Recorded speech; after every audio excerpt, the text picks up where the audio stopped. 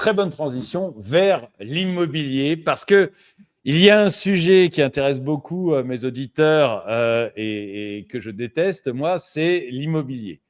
L'immobilier en France, c'est quelque chose qui fait rêver. Je ne sais pas pourquoi tous les Français veulent absolument acheter leur résidence principale et veulent absolument de l'immobilier, alors que l'on voit très clairement, hein, quand on regarde les chiffres sur le long terme, d'abord que l'immobilier fait l'inflation, pas plus que l'inflation sur le très très long terme, et qu'en plus maintenant, c'est devenu l'endroit où on vous taxe. C'est-à-dire, tout est taxable dans l'immobilier. C'est merveilleux. Là, Bercy vient de décider que vos toilettes, ça faisait 3 mètres carrés en plus, parce que c'est un produit important. Donc, 3 mètres carrés en plus virtuel dans votre logement par toilette, 5 mètres carrés par baignoire, etc.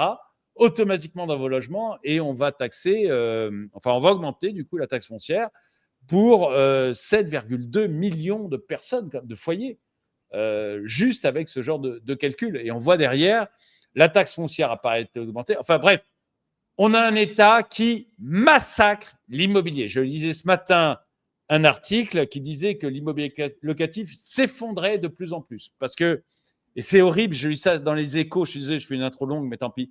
Je lisais ça dans les Échos et ça m'a énervé. Les Échos disaient l'immobilier va mal malgré le plafonnement des loyers. Je me disais, la vache, si même les Échos deviennent un journal communiste, si même les Échos deviennent un journal communiste, on est foutu, quoi. Ça ne marchera jamais. Et donc, on a le plafonnement des loyers. On a une rentabilité de l'immobilier qui est de 1% à Paris. 1% de la rentabilité de l'immobilier locatif à Paris.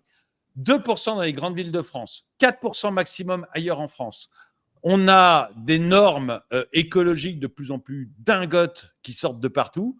Et en même temps, on a des gens qui pleurent sur le fait que l'immobilier, il n'y a plus de demande, il n'y a plus assez de transactions, il n'y a plus assez de construction, il n'y a plus assez de logements, etc. Donc, vous le saurez, moi, sur cette partie-là, ma réponse, faut-il acheter de l'immobilier ? Non. Fuyez, pauvre fou. Fuyez. Mais vous avez peut-être... Non, mais sérieusement, l'immobilier en France, à un moment où on cherche encore des endroits où taxer. Parce que l'immobilier, il faut que tout le monde se rende compte. Et après, je m'arrête, c'est promis. Mais l'immobilier à taxer, c'est très facile parce que vous allez être obligé de payer votre taxe foncière. Et si vous vendez, le successeur sera obligé de payer la taxe foncière. Et si vous n'arrivez pas à vendre, vous paierez quand même la taxe foncière. Quoi qu'il arrive, vous paierez et ce n'est pas délocalisable. Donc, il n'y a que les Qataris qui ne payent pas d'impôt sur l'immobilier en France. Mais tous les autres payent. Donc, c'est merveilleux comme imposition pour l'État. Et pour moi, il faut surtout se tenir le plus loin possible de l'immobilier actuellement. Donc, pour pouvoir en parler, j'ai invité trois experts. On a Anthony Busco, qui est, j'ai oublié, business manager chez Aucoffre. On a Jérémy Blackwell, qui est le banquier des stars de la tech et qui est surtout gérant de fortune. Et on a Marie de Rem, qui est sur Hibou. Alors, Hibou, c'est une chaîne YouTube que de plus en plus de personnes connaissent, mais c'est aussi un outil informatique pour vous aider à choisir les placements et les actions que vous pouvez prendre. Vous avez des liens pour tout le monde dans la description de la vidéo. Et juste avant de commencer, je veux remercier le sponsor de cette vidéo, d'autant plus qu'on a un représentant du sponsor avec nous. Le sponsor de cette vidéo, c'est Aucoffre. Donc, aucoffre.fr, c'est une société qui vous permet d'acheter de l'or, de l'argent. Il y a 2 autres métaux précieux, c'est ça, Anthony, qu'on peut acheter avec Aucoffre ? Oui, du platine et du palladium également. Voilà.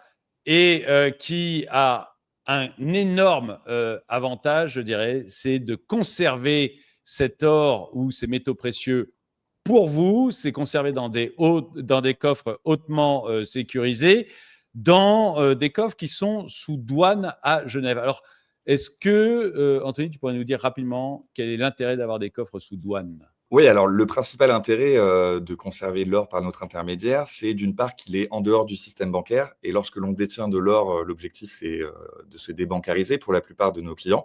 Donc là, il est en dehors du système bancaire et en plus de ça, il est en dehors de l'Union européenne. Et on sait que parfois l'Union européenne peut prendre des mesures restrictives quant à l'épargne des Européens. En tout cas, on en parle de plus en plus.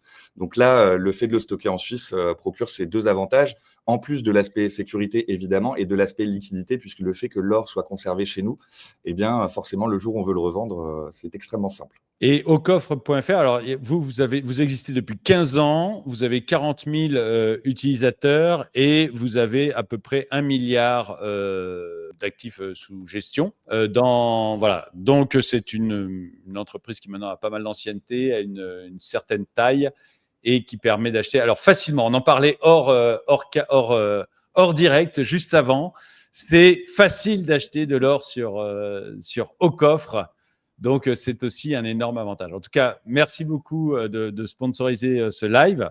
Avec plaisir. Et c'est le premier marché par capitalisation en France et dans le monde. Donc, c'est des centaines de milliards d'actifs. Donc, effectivement, il y a beaucoup à taxer. Mais si je peux me permettre, je me ferai quand même un peu l'avocat de l'immobilier, dans le sens où c'est l'un des seuls actifs aujourd'hui qu'on peut acquérir en faisant du levier avec la banque.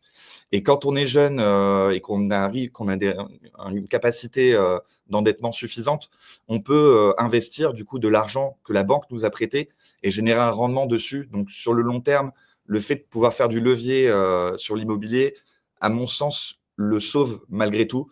Mais ça dépend du profil de chaque personne. Quelqu'un de 50 ans, 60 ans, effectivement, détenir de l'immobilier locatif, c'est pas ce qu'il y a de plus intéressant. Par contre, quelqu'un de 25, 30 ans qui peut s'endetter, je pense que ça a encore du sens s'il arrive à faire le bon montage et avoir le rendement suffisant. Et toi, dans la gestion de fortune, c'est quelque chose que vous proposez encore, l'immobilier, ou c'est en rideau? Enfin, c'est encore quelque chose que l'on Bah, fait? l'immobilier, c'est effectivement, ça reste important puisque ça représente quand même 52% du patrimoine des Français. Pour autant, moi, je te rejoins et je sens d'ailleurs une grosse bascule de mes clients depuis quelque temps qui voulaient beaucoup faire de l'immobilier et moi, ça faisait un petit moment que je leur conseillais de ne pas en faire et qui ne veulent plus maintenant en faire. L'immobilier, en fait, il y a cette espèce d'attrait parce que c'est vrai que depuis 20 ans, l'immobilier a augmenté à peu près en moyenne de 4,5% pour an par an en France, donc plus que l'inflation et beaucoup plus que le revenu. Et donc, c'est vrai que c'était facile, on achetait n'importe quoi dans l'immobilier. J'ai acheté des studios à Levallois il y a 20 ans à 25 000 euros, maintenant ça en vaut 150. Enfin, ça a tout monté, il n'y avait pas besoin d'être très, très bon pour gagner de l'argent en immobilier. Maintenant, tout est plutôt très cher, de plus en plus taxé, des lois qui sont de plus en plus compliquées, notamment pour tout ce qui est normes écologiques. Bon, maintenant, c'est un peu devenu un enfer à gérer, hein, c'est vrai, les biens immobiliers. Même moi, je vais sûrement vendre des colocs qui sont hyper rentables, mais parce que c'est un calvaire pour le gérer, les taxes foncières explosent, enfin, et les rendements maintenant immobiliers sont assez faibles en fait, puisque comme les prix ont beaucoup augmenté et que les loyers, ils ont augmenté un petit peu, mais pas tant que ça, notamment à cause de l'encadrement des loyers qui est une vraie catastrophe. Et je te rejoins également. Je pense pas que ce soit une bonne classe d'actifs pour faire de la plus-value. Puisqu'il y a aussi une grosse crainte en ce moment, comme de beaucoup de gens qui n'ont pas envie d'être collés en France, entre guillemets, et qui ont envie de pouvoir être assez liquide, voire pouvoir partir en fonction de ce qui pourrait se passer, notamment lors des prochaines élections. Et c'est vrai que l'immobilier, tout de suite, on est un peu collé avec des biens. Donc, très vigilant sur l'immobilier. Après, bon, il y a toujours des choses à faire en immobilier, notamment, voilà, je rejoins notamment sur le côté effet de levier à crédit pour les primo-accédants, mais aussi pour les gens fortunés qui peuvent aussi faire des leviers avec leur placement. Par exemple, quelqu'un qui a 1 million d'euros chez moi placé, je vais pouvoir lui prêter 1 million d'euros qui va investir peut-être dans l'immobilier. Et là, ça peut être intéressant. Nous, on propose aussi des club deals, notamment. Alors, immobilier, ça ne veut pas rien dire, hein. Immobilier résidentiel, je pense que c'est de ce dont on parle. Mais après, il y a l'immobilier de bureau, l'immobilier commercial, le part hôtelier, l'immobilier d'entrepôt.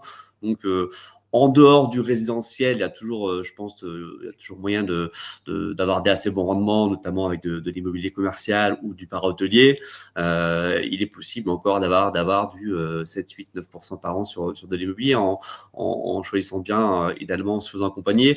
Mais c'est que le seul intérêt pour moi d'investir dans l'immobilier, c'est vraiment d'investir effectivement à crédit avec un levier, puisque sinon le rendement n'en vaut pas la chandelle par rapport aux contraintes. Et lorsqu'on voit qu'avec une gestion passive, par exemple sur de la dette privée ou des choses comme ça, on peut avoir des rendements qui sont déjà à 7-8% par an, donc déjà supérieurs de l'immobilier.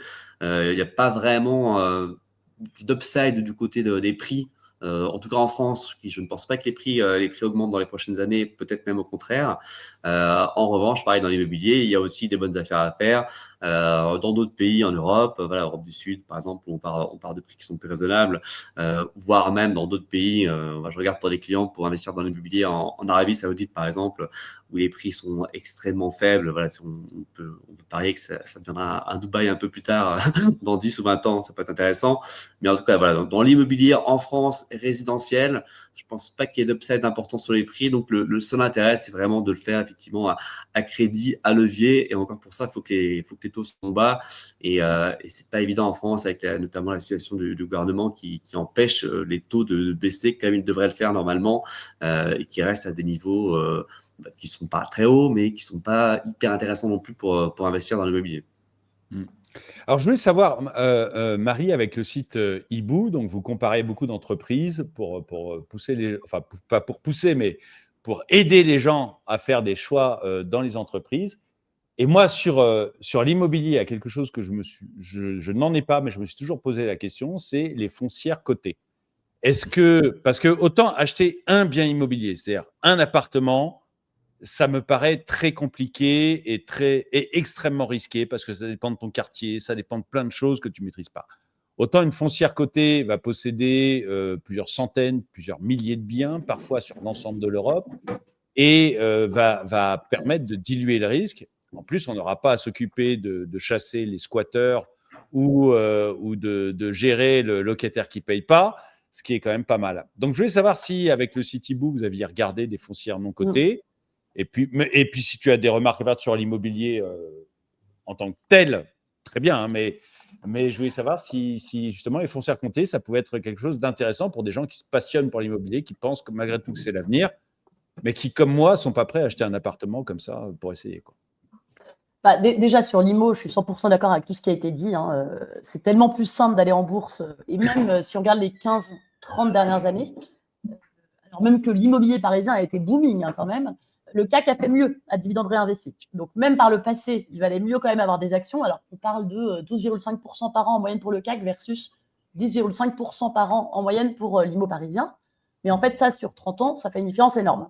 Donc dans tous les cas, il valait mieux, même par le passé, acheter de l'action, je me répète. Et actuellement, comme vous le disiez très justement, avec toutes les normes, la fiscalité, etc., c'est encore plus vrai. Avec des perspectives, la démographie n'est plus la même non plus. Donc voilà, je pense que dans tous les cas, aujourd'hui, à fond pour ne pas aller dans l'IMO, sauf pour l'agrément, quoi, à titre personnel, disons, pour se faire plaisir, mais sans espoir de rentabilité, disons. Et après, sur les foncières